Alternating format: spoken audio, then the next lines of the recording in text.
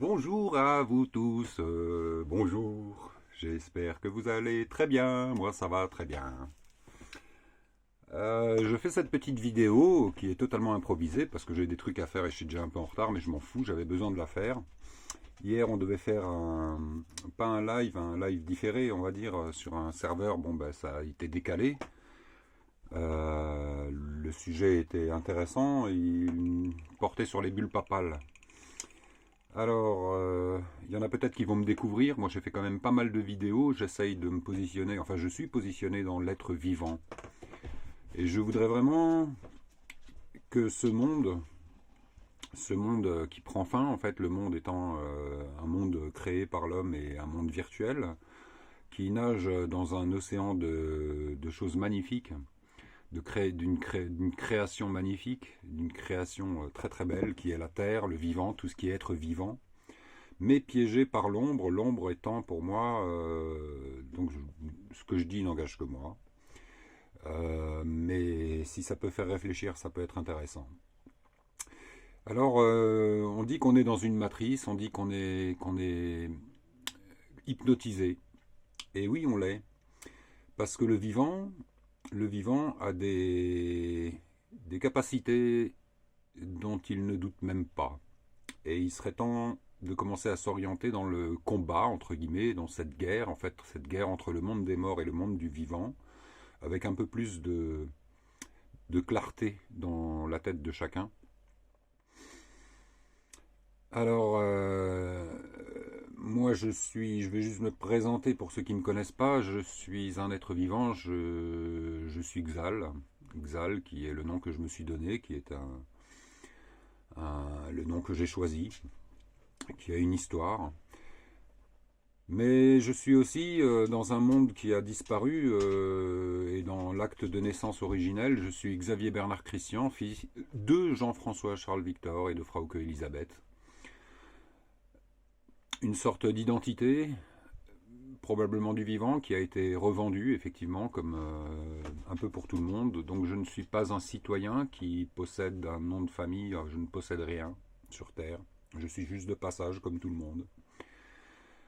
Donc je me positionne vraiment en tant qu'être vivant qui est hors des lois du système, d'un système. Et donc ce système, j'aimerais en parler un petit peu. Alors, je vais juste faire une pause parce que j'ai besoin de me moucher. Voilà, je crois que ça va mieux. Oui, ça enregistre de nouveau. Oui, ça compte. Donc, j'ai pris quelques notes quand même. C'est quoi cette fameuse matrice? Je vais vous donner mon point de vue, ma vision des choses. Alors bon, il faut aborder quand même pas mal de trucs. Sans concerner, on va aller direct. Il y a on parle souvent de trois couronnes. Et en fait, on a été manipulé, mais grave de grave, depuis la nuit des temps, par les religions, par les créations de l'homme et par les bulles papales. J'ai déjà fait une vidéo sur les bulles papales. Je vous invite à aller parcourir mon mur, que ce soit sur YouTube, Facebook, VK, Telegram et Crowbunker.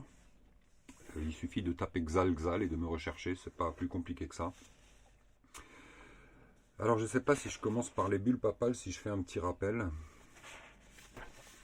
On peut peut-être faire un petit rappel des bulles papales pour que vous compreniez mieux, parce que ceux qui débarquent souvent ne vont pas chercher les vidéos. Il faut juste que je retrouve le document parce que c'est un petit peu compliqué et je vais vous expliquer. Donc, nous sommes des êtres vivants.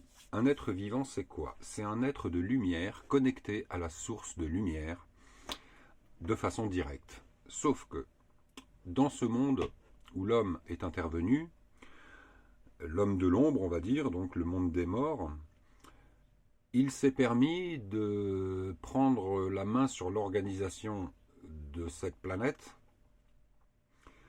par des trusts testamentaires. C'est-à-dire qu'il nous a mis en incapables de vivre, d'être connecté correctement à Dieu, et ça fait depuis des milliers d'années, on va dire. Alors moi je vais juste commencer en 1302, par des bulles papales, le pape, pour que vous compreniez un petit peu comment tout ça, pour moi, s'est organisé. Le premier trust bulle papale Unam Sanctam en 1302, créé par le pape Boniface, dit la chose suivante, et c'est super important de l'intégrer dans sa tête.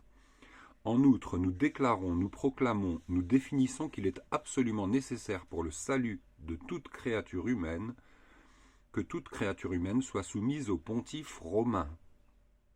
Je répète, en outre, nous déclarons, nous proclamons, nous définissons qu'il est absolument nécessaire pour le salut que toute créature humaine soit soumise au pontife romain. Ça veut clairement dire ils s'interposent, donc la loi de l'homme arrive, elle était déjà là avant, mais on ne va pas parler du passé, là, on va prendre des choses concrètes. C'est le contrôle de la planète entière et il s'impose roi du monde. D'accord? Donc ça c'est vraiment le monde des royaumes, c'est les royaumes des faux dieux et c'est les royaumes ils nous traitent d'incapables, ils nous réduisent à l'esclavage par des phrases clairement écrites. Comme si on était trop cons. Et donc en fait ils ont organisé un monde complètement pourri, le monde des morts, qui va totalement contre le vivant. Et c'est ça que j'aimerais que les gens commencent à comprendre un petit peu.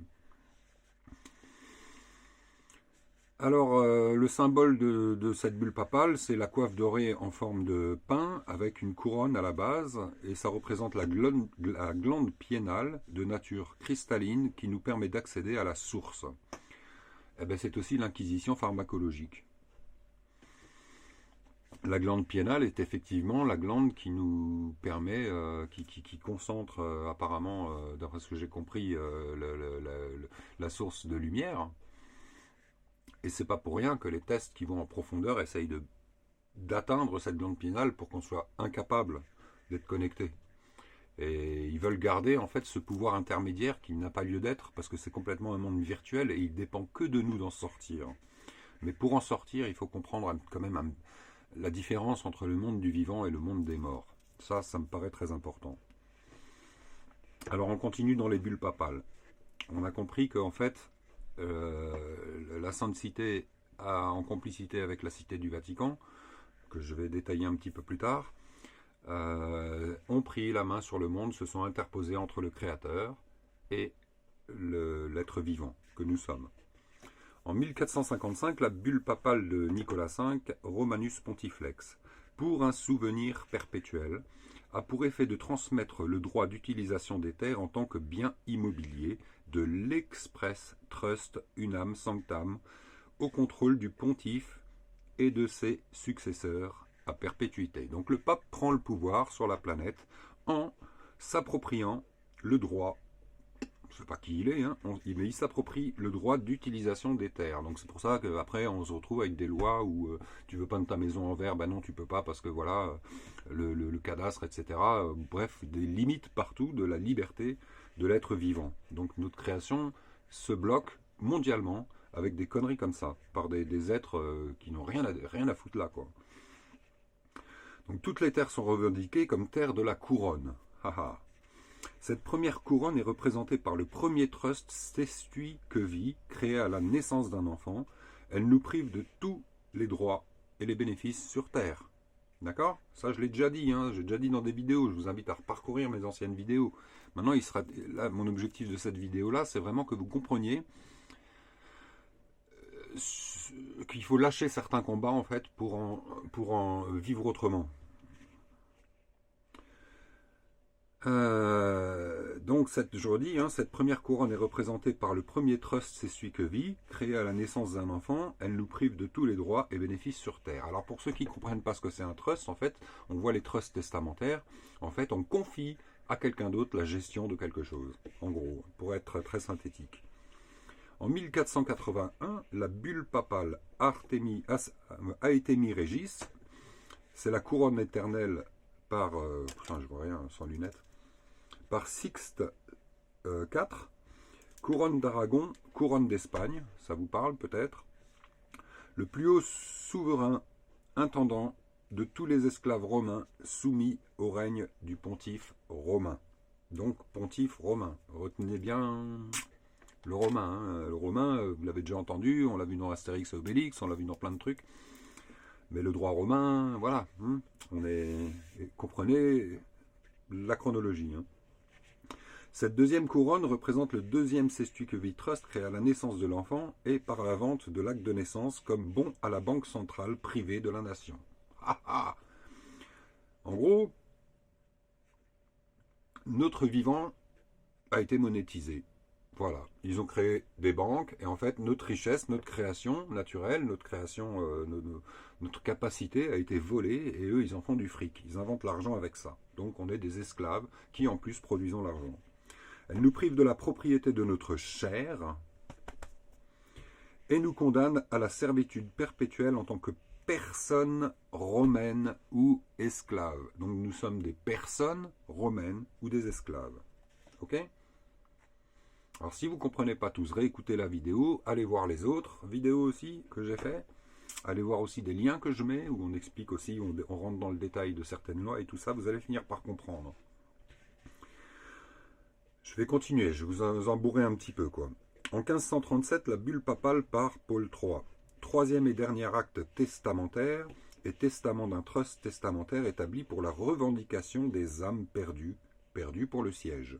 Donc ça veut dire que il s'assure des arrières et il récupère les âmes, en fait votre âme, il cherche à avoir le monopole sur votre vivant par tous les moyens. Donc ces bulles papales qui sont en fait, je vais expliquer un petit peu dans la deuxième partie, un petit peu cette organisation entre guillemets religieuse. Donc la troisième couronne finit par être accordée à la barre du temple, connue sous le nom de barre de la couronne, le barreau, vous allez à la barre au tribunal, comprenez bien. Depuis lors, les barreaux sont chargés d'administrer la moisson des âmes perdues et damnées, y compris l'enregistrement et la collecte des certificats de baptême représentant les âmes collectées par le Vatican et conservées dans ses voûtes. Donc on parle bien de baptême religieux ou de baptême civil. Sestuikevi Trust, concept fictif, trust testamentaire temporaire créé en 1540 pour la première fois par le roi Henri VIII d'Angleterre et mis à jour par Charles II par le Sestuikevi Act 1666. On y voit bien le chiffre de la bête en partie, mais il n'est pas que là.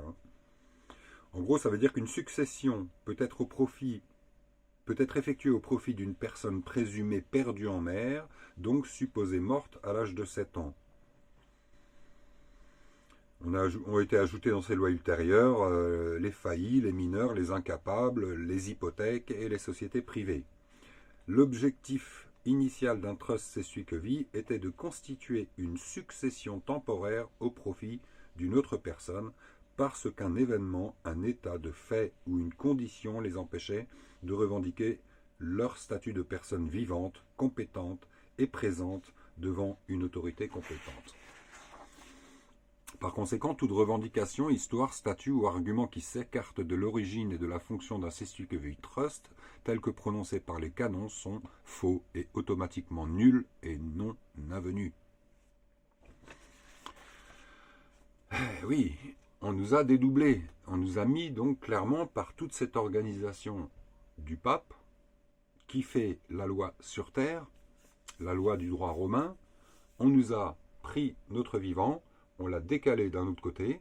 Notre vivant, nous, on pense qu'on est vivant, mais en fait, on porte un costume qui nous intègre dans leur matrice. Et cette matrice, en fait, on consent. Et par exemple, ceux qui vont manifester sont vraiment de ce côté-là de la matrice. Ils ne sont pas du côté du vivant, puisqu'ils cherchent à revendiquer dans ce monde des morts des miettes de quelque chose, des retraites, des choses qui sont du domaine créé par le monde des morts depuis la nuit des temps, et on y est habitué. On vit par l'argent, on vit par ce qui a été inventé dans ce côté-là de la bulle. Et pour moi, l'objectif est de comprendre effectivement comment ce monde est organisé et par qui, et donc de commencer doucement à basculer de l'autre côté du monde des vivants. Donc dans l'intervalle, on peut donc utiliser notre identité juridique, donc l'identité juridique, c'est celle qui nous permet de commercer, de faire du commerce. Elle ne nous appartient pas, elle appartient à l'État qui l'a créée par un faux avec l'acte de naissance, et c'est celui-là qui nous suce. Le vivant, lui, ne peut pas commercer, il ne peut pas interréagir avec cette fiducie, cette fraude et cette illusion. Donc, soit on se positionne dans le vivant, et c'est là où on doit aller parce que c'est ce qui se passe, puisque la lumière est plus forte. La lumière, c'est quoi? C'est le monde du vivant, c'est la matrice créée par le vrai Dieu, c'est qui a séparé les eaux, qui a mis un monde vivant avec un équilibre magnifique. Il se positionne donc ici, et de l'autre côté, il y a un monde totalement virtuel, mais le vivant consent à ce monde virtuel. C'est ça qu'il faut comprendre. Donc, on peut interréagir, on peut reconnaître son identité juridique le temps d'avancer pour se déplacer vers le monde du vivant, mais quand je parle toujours d'autonomie, l'autonomie, ça veut dire on ne dépendra plus de ce monde virtuel. Ils nous tiennent par les couilles avec le fric, la privation de bouffe et tout ça. Donc l'objectif pour moi est effectivement de comprendre ce que c'est le virtuel et le vivant, et de se rallier vers le monde du vivant, et à ce moment-là, ce monde-là, il va s'écrouler. Je ne sais pas si c'est clair ce que je dis, mais j'essaye de le dire. Bon, on en est où?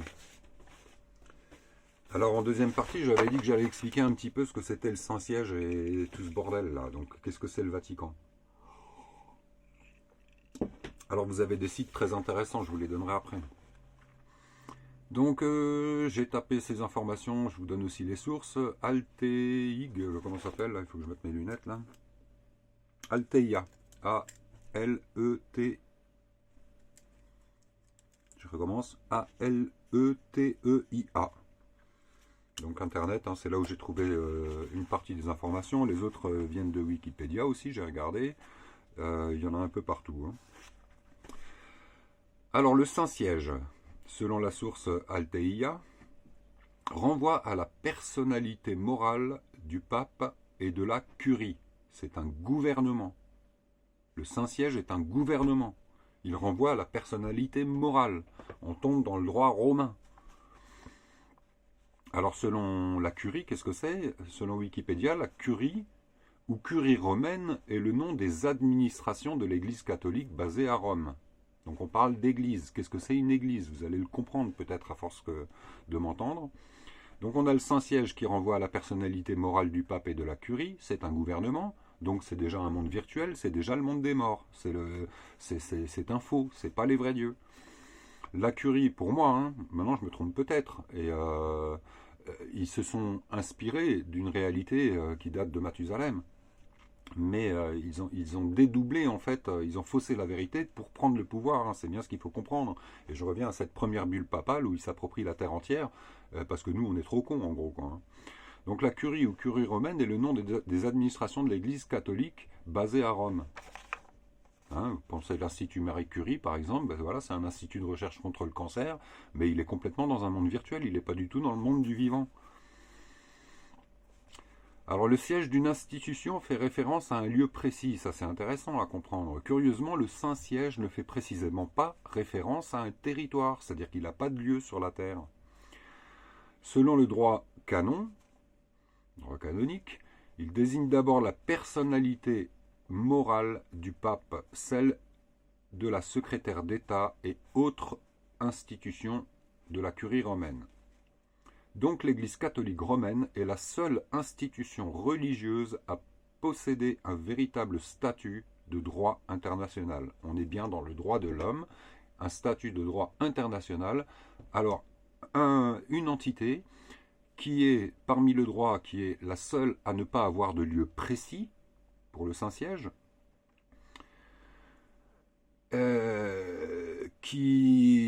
on peut constater que effectivement, voilà, on a le droit canonique, le droit romain et tout ça, que cette émanation vient visiblement d'ici. On parle de religion, donc c'est une religion, voilà, la pipeau quoi. Et voilà quoi. Après, on a donc le Saint-Siège à Rome et on a le Vatican. Alors, qu'est-ce que c'est le Vatican? Le Vatican, les deux présidés entre guillemets par le pape, hein, c'est lui qui est le boss là-dedans. Le Vatican est un État support pour le Saint-Siège. C'est un État.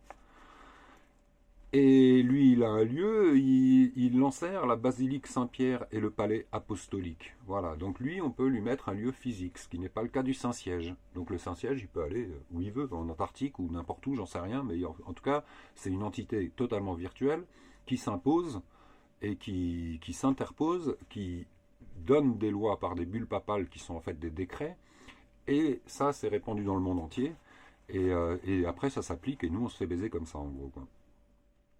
Donc en gros, si le Vatican venait à disparaître, l'Église et le Saint-Siège formeront toujours un sujet souverain de droit international, le Saint-Siège n'ayant toujours pas de territoire précis. Eh oui, il faut réfléchir un petit peu à qu'est-ce que c'est ce monde et où est-ce qu'on doit aller et qu'est-ce qu'on doit faire, hein. Parce que le vrai message, il est effectivement vraiment christique, mais il est pour comprendre ce que c'est le vivant et ce que c'est le monde des morts. Donc une bulle papale, c'est quoi? Parce qu'on va en parler un petit peu. On en a parlé avant des bulles papales, hein, en fait. Hein. Les trusts testamentaires, la première partie que j'ai dit, ce sont des bulles papales. Donc c'est un acte juridique important, un décret du pape rédigé en forme solennelle et scellé d'un sceau soit de plomb, soit de cire, soit d'or ou d'argent, selon son importance. Ça, c'est source Wikipédia. Donc si j'ai bien compris, ça c'est moi, elle serait du domaine de l'Église, donc du Saint-Siège, qui est un gouvernement suprême. Alors qu'est-ce que c'est un motu proprio? Ça vient aussi toujours du même côté, hein, côté papal. Donc je viens de parler des bulles papales, mais il y a aussi des motu proprio. Et il y a une différence intéressante là-dessus qui me fait réfléchir un petit peu. Le motu proprio signifie de son propre chef.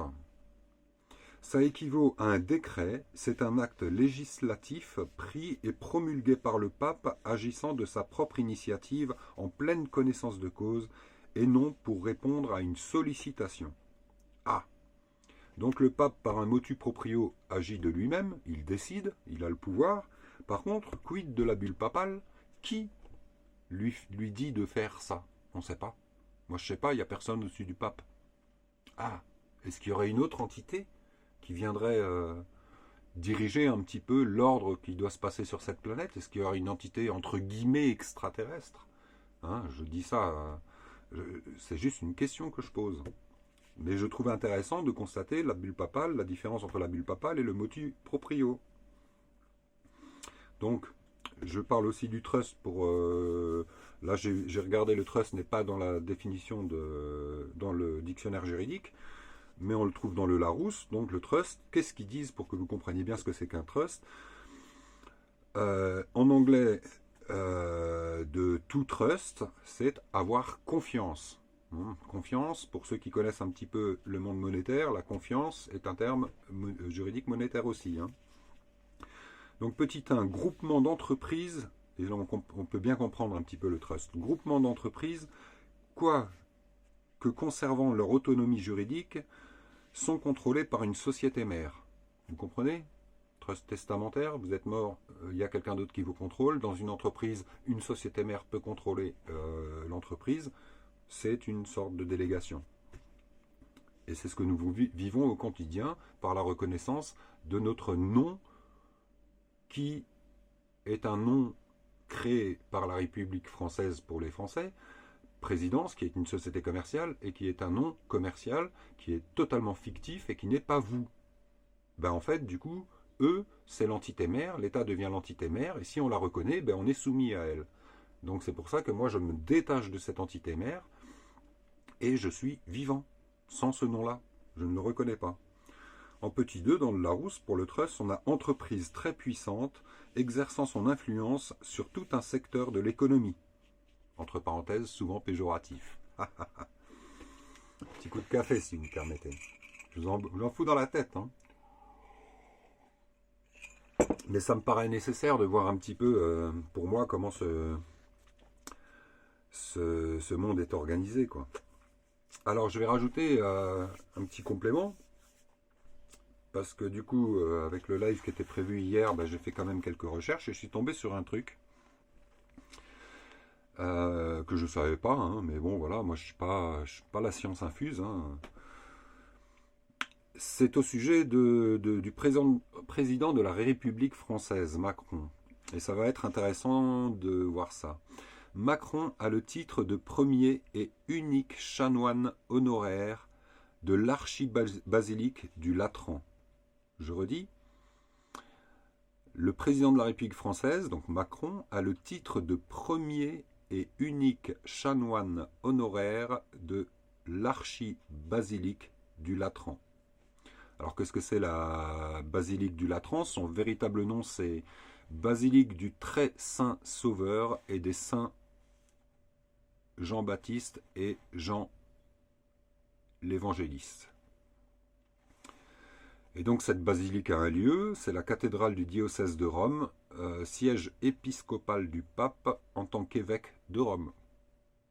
Vous trouvez pas ça bizarre qu'un président de la République il ait un lien avec qui soit en fait d'office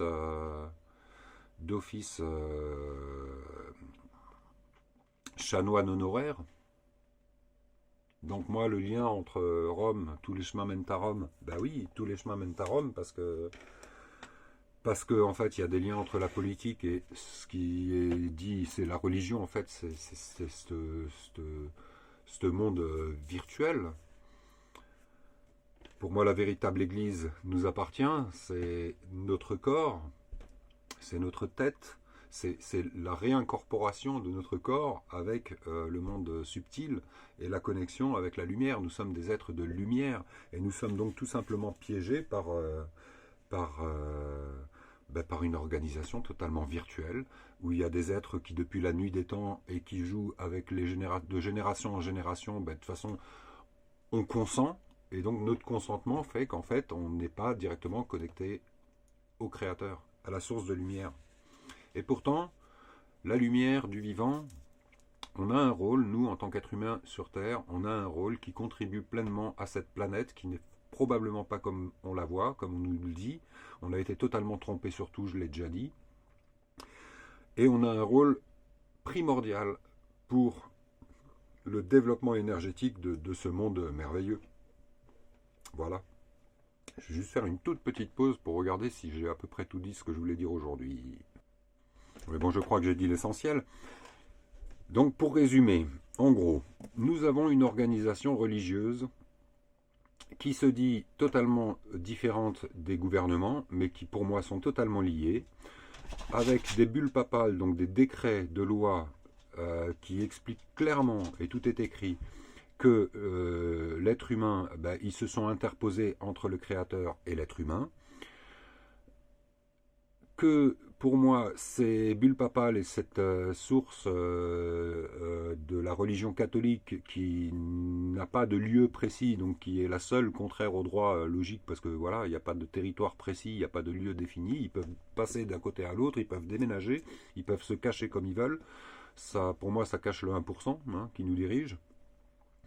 Et ils donnent en gros les ordres et les consignes aux États qui sont leurs petits sous-États, la curie en fait de l'État du Vatican et de la Sainte Cité qui mélange un peu tout et qui donne les ordres d'agir. Et c'est pour ça que par exemple Macron est en train de démolir toute la France parce qu'il a l'ordre de cet ordre mondial avec une toute petite partie de personnes, ou d'entités, puisque comme je l'ai dit avant, qui se cache derrière les bulles papales, puisque visiblement c'est pas une décision du pape, alors qu'il est tout au-dessus, donc il y a quelque chose d'autre qui se cache derrière. Cette autre chose, je ne sais pas si on le verra. Moi, je pense que les Rothschild, ça, c'est plutôt en dessous. C'est-à-dire que c'est des acteurs bancaires qui rentrent dans l'écurie de ce gouvernement mondial. Et donc, nous, en tant qu'esclaves, alors, si on reconnaît notre nom légal créé, donc, qui est à l'origine le droit romain... Hop là. Un téléphone, là. Qui reconnaît le droit romain, du coup, en fait, on s'apparente à l'esclave et on est automatiquement soumis au droit. Donc, moi, seule solution, comprendre ce que c'est l'être vivant. L'être vivant n'a rien à voir avec ce truc complètement virtuel et il doit être autonome, indépendant, et puis voilà, basta, quoi. Bon, je vais m'arrêter là pour ce soir. Et on verra plus tard, ça fait déjà 30 minutes, donc on va pas dépasser 30 minutes. J'espère que cette vidéo aura été assez claire, c'est assez compliqué, mais soyez du côté du vivant, et si vous êtes du côté du vivant, vous ne pouvez pas fricoter avec le monde des morts. Ça veut dire que il y a des choix à faire, il y a des décisions à prendre, et oubliez-le, oubliez ce monde-là, oubliez cette organisation politique, n'ayez pas peur. Je vous aime, ciao.